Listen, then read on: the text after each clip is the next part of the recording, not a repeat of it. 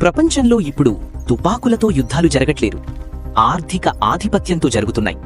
అందులో అత్యంత కీలకమైన అస్త్రం భారతదేశం తలపెట్టిన గ్రేట్ నికోబార్ ప్రాజెక్ట్.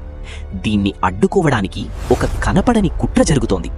ఈ ప్రాజెక్ట్ గనక కట్టకపోతే మన దేశం గొంతు మీద శత్రువు కత్తిపెట్టినట్లే.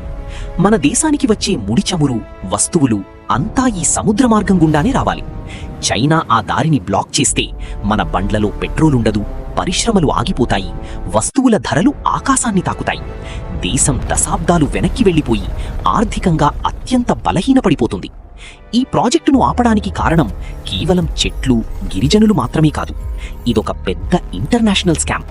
అమెరికా, ఐరోపా దేశాల్లోని కొన్ని డీప్ స్టేట్ ఫౌండేషన్లు, డీప్ స్టేట్ మన దేశంలోని ఎన్జీఓలకు వందల కోట్లు ఫండ్స్ ఇస్తున్నాయి.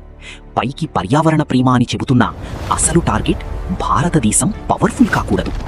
అడ్డుకుంటున్న మేధావులు చెప్పే అమెరికా, చైనా లాంటి దేశాలు తమ దేశ రక్షణ కోసం మిలిటరీ బేస్లు కట్టినప్పుడు ఒక్క చెట్టును కూడా నరకలేదా? ఖచ్చితంగా నాశనం చేశాయి.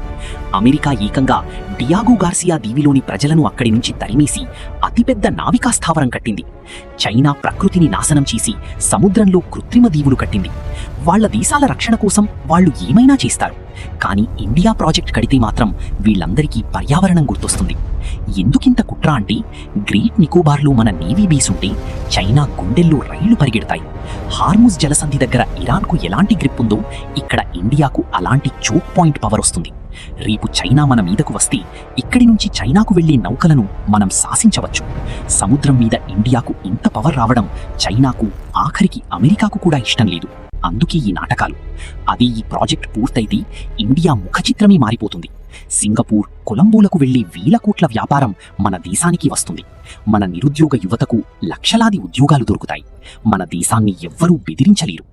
పర్యావరణాన్ని, గిరిజనులను రక్షించుకోవాలి, అందులో ఎలాంటి సందేహం లేదు. ఆధునిక టెక్నాలజీతో తక్కువ నష్టంతో ఈ ప్రాజెక్ట్ కట్టాలి.